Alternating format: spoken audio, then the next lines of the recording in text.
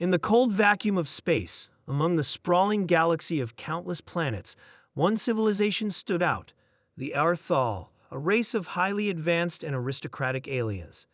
Their homeworld, Thaler, orbited a binary star system far beyond the reaches of human exploration. But despite their vast knowledge and technology, one fateful day, an Arthal princess found herself stranded on a desolate planet, abandoned by her own people. Princess Eskara was young, with a fire of ambition burning in her emerald eyes, but also the weight of her royal bloodline pressing down on her shoulders. She was not only the heir to the Arthal throne, but also the symbol of her people's future. Her sudden exile was a cruel twist of fate, one that had been orchestrated by rival factions within her own empire.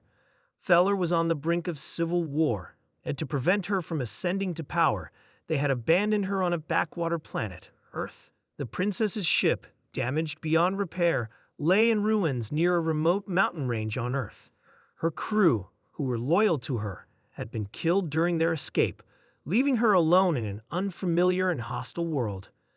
With only her wits and her royal training, Iskara had managed to survive, but every day was a struggle.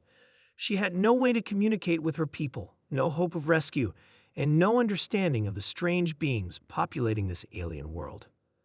The humans, primitive and weak by Arthal standards, seemed little more than insects to the princess, but she had underestimated them. Meanwhile, on Earth, a young human student named Alex Carter was about to embark on an adventure that would change the course of his life forever. Alex was an undergrad at a university in a small town on the outskirts of a major city. Intelligent but introverted, he often found solace in the expansive mountain ranges that dotted the region. On weekends, he would hike, explore, and forget about the mundane pressures of his studies. On one such hike, Alex noticed something odd, a flash of light streaking across the sky, followed by a loud crash. His curiosity piqued. He immediately set off toward the source of the disturbance, unaware that his actions would soon make him the hero of a galactic tale. He found the wreckage of the ship first, twisted metal and glowing alien technology scattered across the rocky ground. But then, through the smoke and debris, he saw her, Iskara.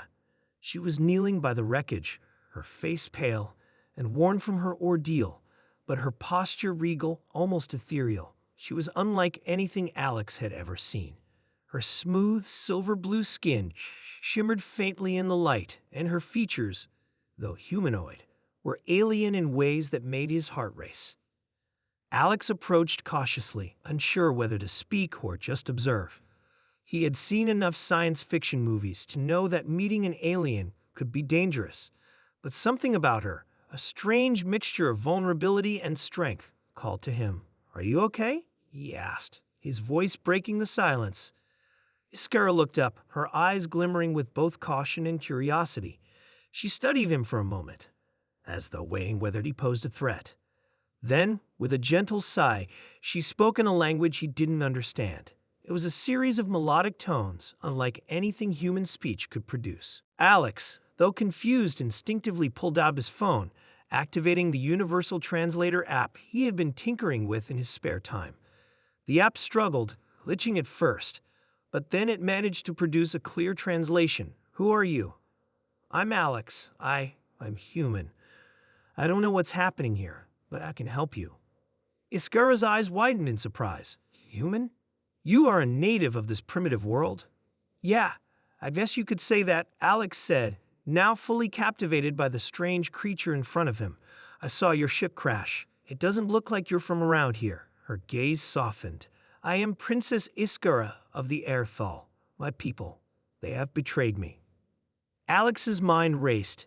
The name Arthal sounded familiar, like something he'd read about in the deepest corners of science fiction. But this wasn't a story. It was real. An alien princess was stranded on Earth. "What do you need?" Alex asked, without hesitation. Iskara looked at the wreckage of her ship, then back at him. "I need a way to repair my ship and send a signal to my people. I have no means of communication, and my resources are depleted." Alex, despite his disbelief, could see the genuine desperation in her eyes. "I'll help you. I have a friend who's a mechanical genius who can try to fix your ship." And so, the unlikely duo set off together. Over the next few days, Alex and Iskara worked tirelessly to repair the alien ship. Despite the language barrier, the princess's advanced knowledge and Alex's resourcefulness proved to be a powerful combination. As they worked, Iskara found herself growing fond of this strange human. He was not like her people, and yet his kindness, determination, and bravery spoke volumes. He was willing to risk his life for someone who was essentially a stranger to him. It was something her own people lacked, a willingness to help, to empathize. By the time the ship was operational again, Iskara had learned much about humanity, and Alex had come to admire her strength and resolve. The princess was no longer the arrogant, distant figure of royalty she had once been. She was now a person, a survivor, someone who had endured betrayal and isolation, but never lost hope. However, their journey was far from over. The Arthal had a fleet that patrolled the galaxy, and Iskara's betrayal would not go unnoticed.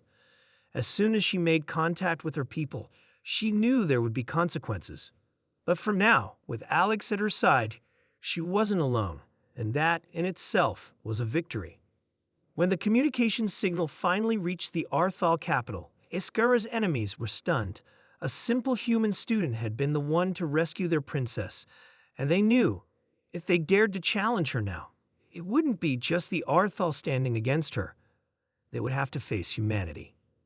And that, in the end, would prove to be their downfall, the end.